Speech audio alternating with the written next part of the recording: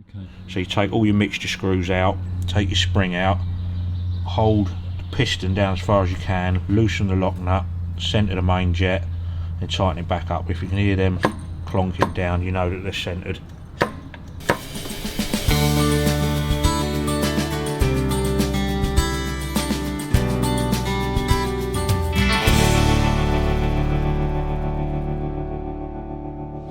Jaguar 420G, Mark 10 420G.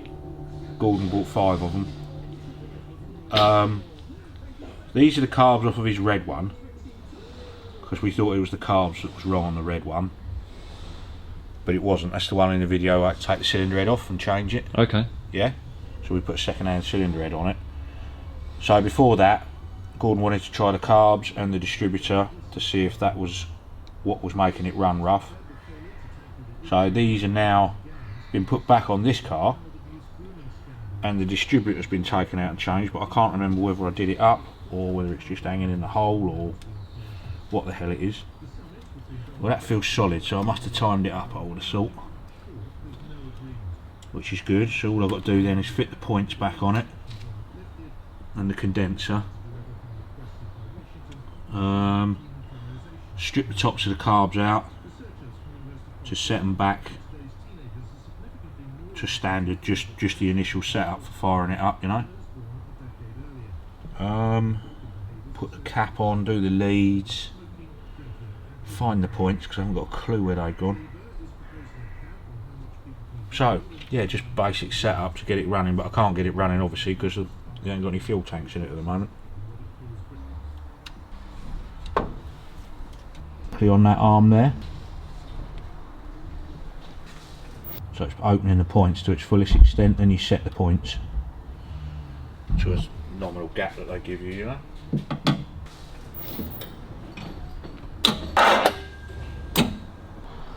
Oh, a little bit too much. You have to keep flicking it. You can do it by hand underneath the engine, but it's hard to do.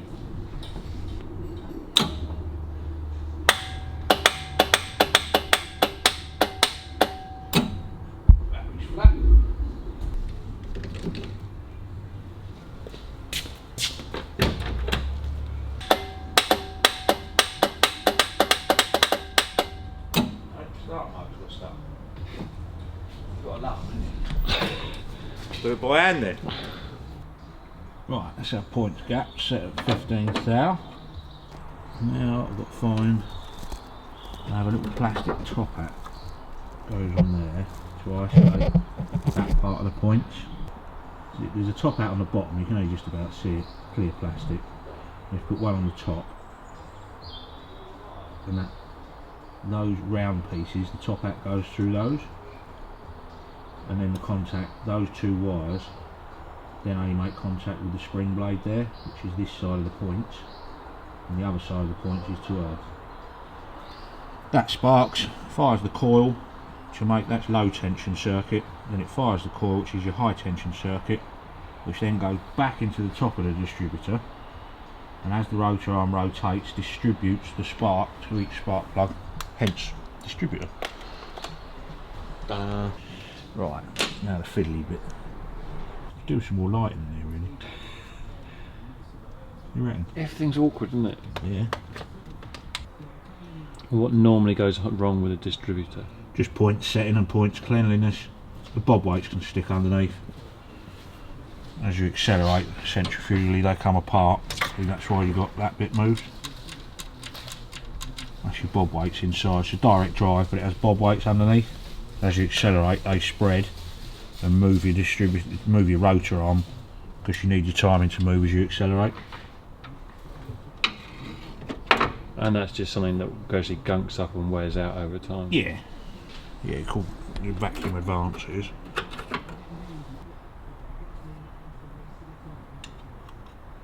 Right, that's that set.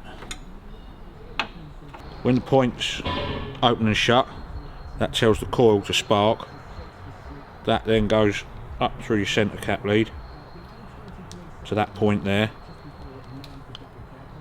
That's the wrong one. But that rotate, that one of those would rotate in there, and every time it sparks, that's what your engine timer is. It lines up with one of those, and then that goes out to each plug, be it 1 to 6. So as the centre spark comes in, that rotates, fires on each one of those. But like I say, that's the wrong one, so I'll have to go and find the right one. It's a Jaguar one, not like a normal one. Again, if you over rev the engine, that there, centrifugally, will come out, hit that contact and stop the engine sparking.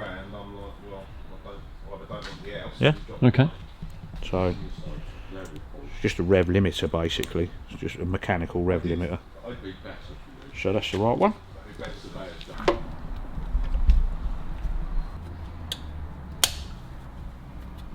1, 2, 3, 4. I need to work out what's 5 and what's 6. 6 is at the front because it's backwards, isn't it? Yeah. Check you out. I'm listening. I'm 6. Core leads in. Right, that's that. So I can't test anything yet because we haven't got any fuel, but I can set the carbs up.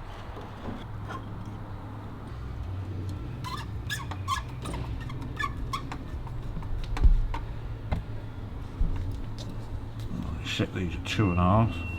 Half, 1, 1.5, 2, 2.5. Set these at 2 in the bridge.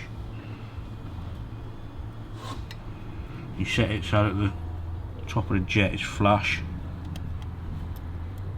which it is, and then come down.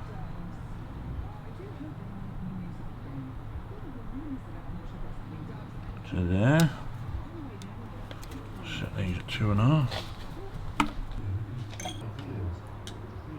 So I've set the front one, and because you can't guarantee that the turns on the screws will make exactly the same adjustments, I just set that on a height gauge, sits across there, so I know that they're both all wound into the same amount.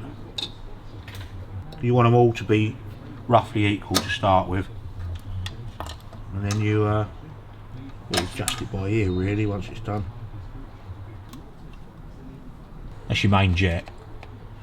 So you adjust your meter, the needle's tapered. Yeah, see that taper? Okay. And your main jet goes up and down. As you set your mixture by how much fuel that is letting through. So your main jet goes up and down on that, and it will trickle fuel past. But obviously if it's further down, because of the taper, you're letting more fuel through. So that one's been set right down because we were trying to get that red one running properly.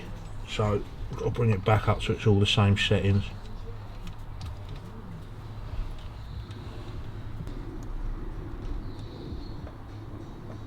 Get a slight rock on that, so wind it down till the rock's gone, and that's right. And that one, see, that one's really high, so that one will be running weak. You've got to wind him down now. So we get the same setting.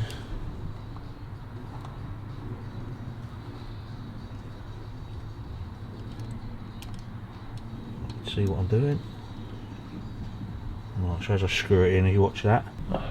It's called the jet bridge. As I wind it down, you can watch the centre go down, see it? Yeah. So I need to get that set so all three are the same, so we know that's that one. That one. I've got a rock there, you see? Yeah.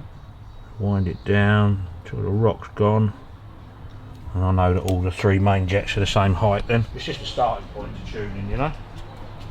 So we'll put the tops back on the carbs now, because we set these, they haven't got idle adjustments on them like a normal car would have a tick over screw.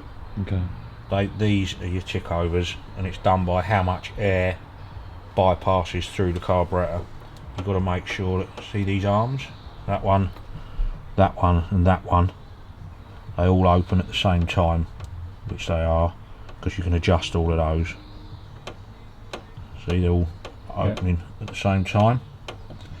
Float levels I would have done, they'll all be okay. And that's basically the only adjustment. The only other adjustment you've got is the automatic choke.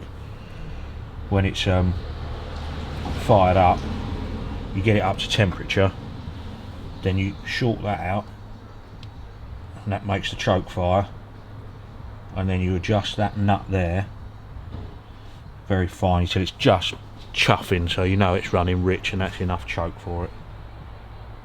And that's about it for those, really. So we can put them back together. That's just your basic setup, and then I've got my height gauge again, the vacuum gauge that goes on there, so you make sure they're exactly drawing the same amount of air into all the pistons. But one of those things, you've got to do it when the engine's hot, you can't do it when it's cold, you've got to wait for it to warm up properly. Why is that? Just so you know it's up to normal operating temperature, because all the carbs will act differently when it's all running at hot temperatures, you know. Okay. Right, I'll loosen those off. Yeah, a damper. So the piston's got a spring inside it. That's to damp it with the vacuum. And you just want to make sure if you lift it, hear that clonk? Yeah. And here's the carbs settling down properly. Because you can, you know the main jet we adjusted up and down? Yeah. When all the bottoms of the carbs are apart, it's called, you can actually centre that main jet. Okay. So you take all your mixture screws out, take your spring out, hold the piston down as far as you can, loosen the lock nut, centre the main jet, and tighten it back up. If you can hear them clonking down, you know that they're centred, which they are. Because if they get caught, they don't go back down, that messes up the even running. And you'd see how easy they were to lift before. Now it's damp, it's dampened on the oil, because there's oil inside these. Okay. All it is a piston.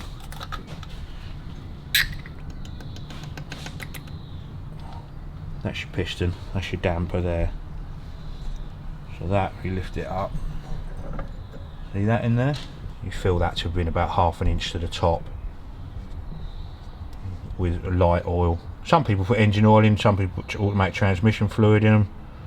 Light oil, but then you see when that goes in, that's your damper, it won't go down. Okay. Yeah, it will go down, but you have to force it, you see. And that dampens it, because when the vacuum lifts the pistons, they'll go up very fiercely if there isn't any oil in there. So you need to make it nice and smooth. You put the oil in to damp it. Okay. Right, that's about as far as I can go on that until I get it fired up. Which ain't going to happen because it ain't got any fuel tanks in it. Next week on the workshop. You have a stash of carburetors. Yeah, all sorts. It's got the wrong end on it. The wrong end on it. It hasn't got one. Automatic chokes. That might be easier. Nothing on that one. Nothing on that one.